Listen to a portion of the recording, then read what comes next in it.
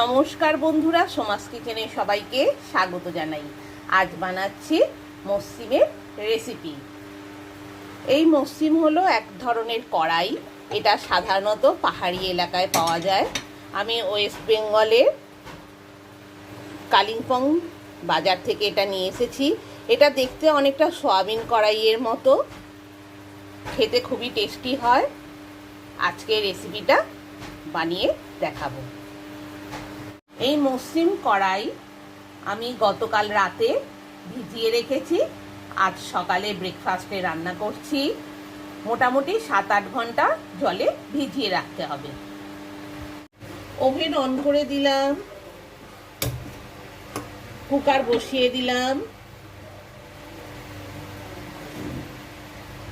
আমি 250 গ্রাম মসৃম নিয়ে গতকাল রাতে ভিজিয়ে রেখেছিলাম। এবার মসৃমগুলো প্রেসার কুকারে দিচ্ছি সেদ্ধ হওয়ার জন্য। এবার পরিমাণ মতো জল দিয়ে দিলাম।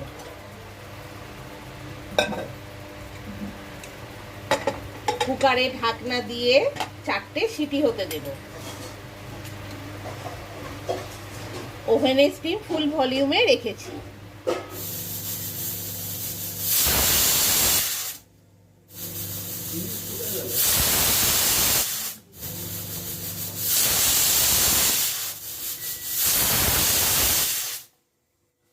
চারটে সিটি হয়ে গেছে, ওভেন অফ করে দিলাম। এবার কুকারের ঢাকনা খুলে কুকারের মধ্যে যে কড়াইটা সেদ্ধ হতে দিয়েছিলাম জল ছড়িয়ে নিচ্ছি।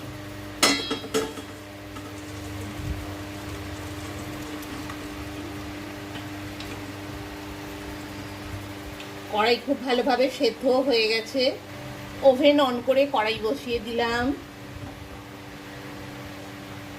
100 গ্রামের মতো সর্ষের তেল দিয়ে দিলাম। তেলটা খুব ভালোভাবে গরম হতে দিলাম। 1 পিস তেজপাতা দিয়ে দিলাম। 3 পিস গোটা শুকনো লঙ্কা দিয়ে দিলাম। 1 চামচ গোটা জিরে ফোড়নে দিয়ে দিলাম। এবার সব একসাথে দিয়ে ভালোভাবে নাড়াচাড়া করছি। ওভেনের স্টিম ফুল ভলিউমে রেখেছি। এবার 4টে মাঝারি সাইজের পেঁয়াজ কুচি করে রেখেছি দিয়ে দিলাম। এবার পেঁয়াজটা ভালোভাবে লাল লাল করে ভেজে নিতে হবে।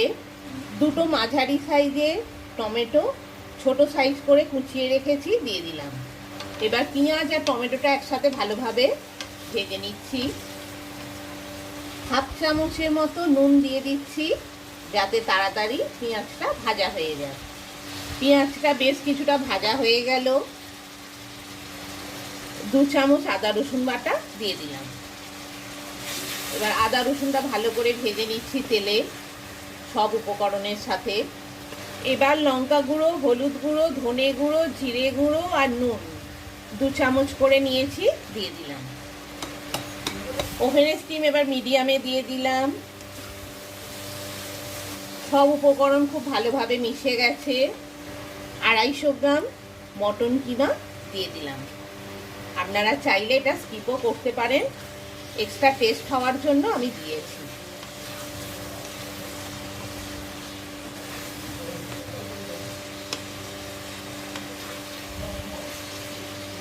কিমাটা খুব ভালোভাবে কষিয়ে নিতে হবে, তবে ভালো টেস্ট আসবে।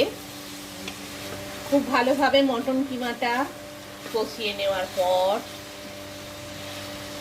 তেল ছেড়ে এসেছে মশলা থেকে। এবার সেদ্ধ করে রাখা মসৃমগুলো দিয়ে দিচ্ছি।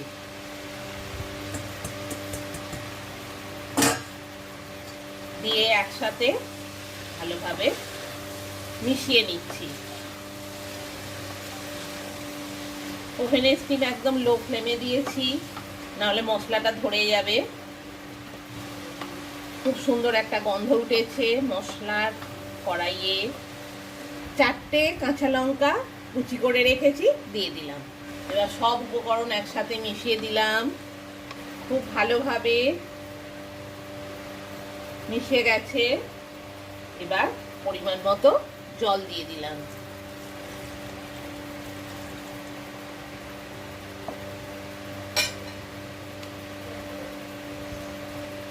রুটি, পরোটা, নান, পোলাওয়ের সাথে খেতে খুবই ভালো লাগে এই মসলিম কারি। আপনারা বাড়িতে বানিয়ে দেখতে পারেন, খেতে খুবই ভালো হয়। আমাদের বাড়িতে প্রায় হয়, অনেক সময় কিমা দিয়ে হয়, অনেক সময় কিমা ছাড়া হয়, দু রকমই খেতে ভালো হয়। এবার কড়াইতে ঢাকনা দিয়ে দিলাম, মিনিট 15-20 রান্না হতে দেব। আর ওভেনের স্টিম ফুল ভলিউমে দিয়ে দিলাম। মিনিট 10 হয়ে গেছে, কড়াইয়ে ঢাকনা খুলছি। ভালোভাবেই রেডি হচ্ছে, খুব সুন্দর গন্ধ উঠেছে।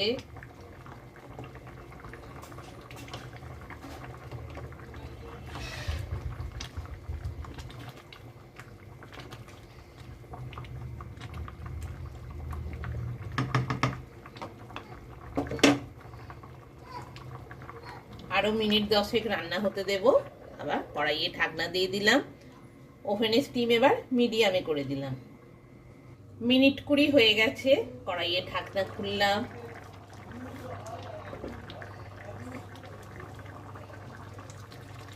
মসলিম কারি রেডি,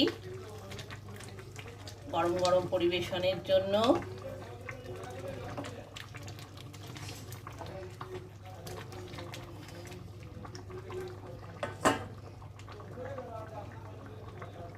এক আঁটি ধনেপাতা কুচি দিয়ে দিচ্ছি এক্সট্রা টেস্টের জন্য।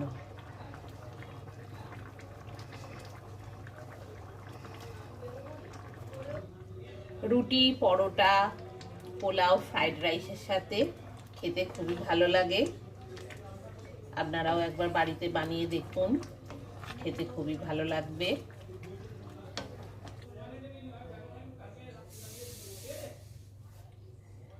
এবার সানরাইজ শাহি গরম মশলা 1 চামচের মতো দিয়ে দিচ্ছি।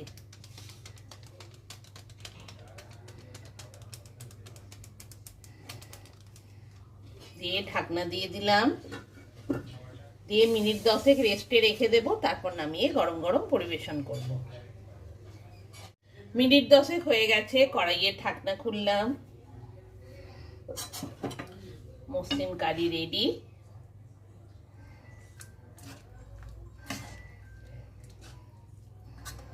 ভালোভাবে গরম মশলাটা পুরো রান্নাটার মধ্যে মিশিয়ে দিচ্ছি।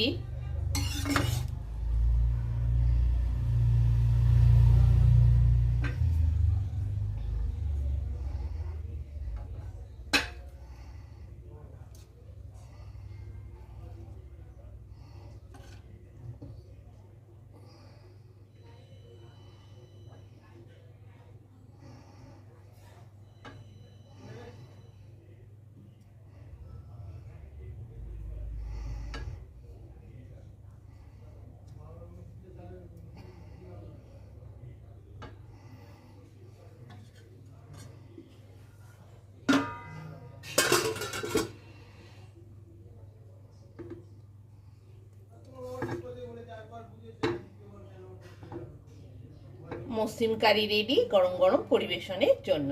নমস্কার।